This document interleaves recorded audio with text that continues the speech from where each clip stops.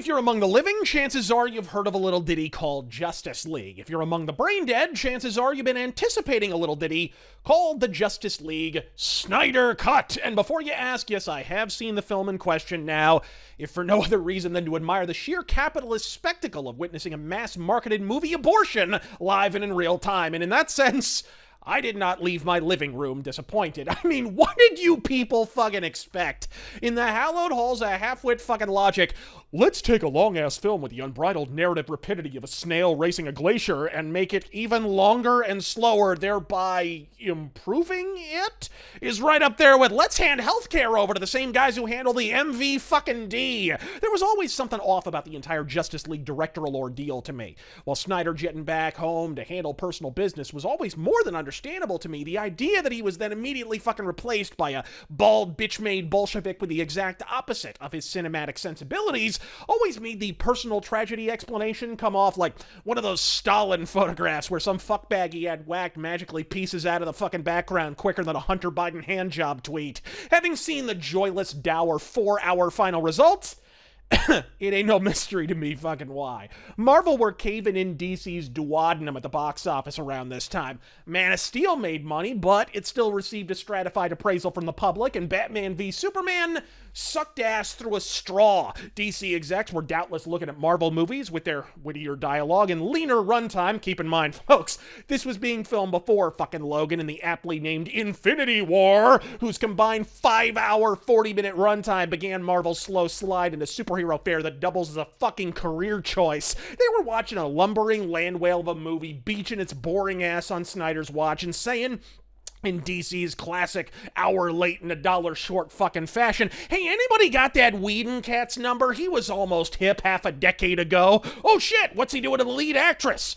And the lead actor? And the lead actor's mom, and the lead actor's underage niece. And while there certainly was some initial organic autism to the hashtag, once Warner Brothers and HBO got a hold of it for fucking shilling purposes, if the Release the Snyder Cut campaign were any more astroturfed, Nolan Ryan would be wiping his cleats on the fucking thing. King, it's been how many years since Gamergate, and people are still unironically saying, support anything SJWs don't appear to like, no matter how corporate a cash grab it happens to be? Sarkeesian is way the fuck in the rearview mirror, folks. Any mirror that can actually fit her fat ass anyway. How is it possible any of you are still unaware morally bankrupt movie corpos have caught on to the marketing potential of the anti-SJW dollar? Did no one catch on around the time we all pretended Alita Battle Angel was watchable simply because it wasn't Star Wars? Wake the fuck up and smell the snow job.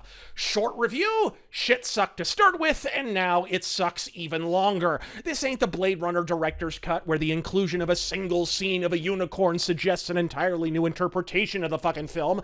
For an example of a spectacular, sadly censored vision of Zack Snyder, consider the inclusion of 2 separate slow-mo sequences wherein Lois Lane knocks back a soy latte in the rain, and Aquaman kills some whiskey while Nick Cave's cringy-ass bellows over top.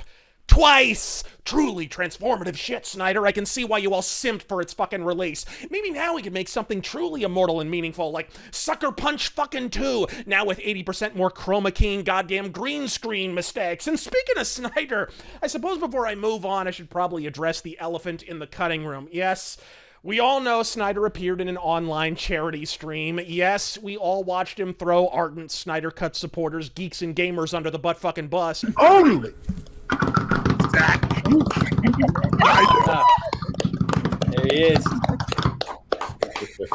What's up, man? Hello. Hey guys. Hey guys, how you doing? How's everybody doing? Good.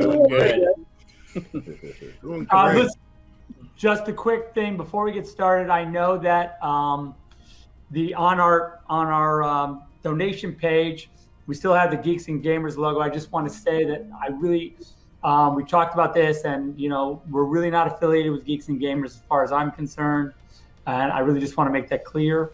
And I also want to just say, in light of recent events, I think we really, if Justice League teaches us anything, it's about coming together, and there's no room for hate. And I just think that it's important. It's an important message, and of course, as the father of Asian children, it really hits close to home for me, and I just I just really want to put that out there that we all, there's no room for hate. But that ain't the reason this rant exists. Hell, I only heard about it after I'd already seen the fucking thing. It's more so that the Snyder Cut brings it a blinding, solar flare fucking focus, a malady that's been mounting for a minute. The eventual preordained death of the superhero film trend. I ain't wishing for it. Okay, I kind of am at this point. Certainly not before we get a proper pulpy version of The Shadow, though, but it's a simple, immutable fucking reality that is not going anywhere. The same thing that happened to westerns and to gangster movies and film noir and to 80s fucking fantasy films will one day befall the superhero flick. And I'd argue it may have just accelerated. Thanks to interminable coof lockdowns, we're going on 12 months of nearly nil in the Cape Shit cinema category, and what few have released lost millions on home streaming services. While some argue as the lockdown lifts, it may well lead to a resurgence in superhero films as eager audiences return to life as usual, meaning multiple Marvel movies a fucking year, I'd ask you consider an alternate proposal. Instead, folks may finally want a fresh fucking start. Meaning movies they weren't already nodding off to on Netflix. At least in the 5 fucking movie theaters that are still standing after all this shit.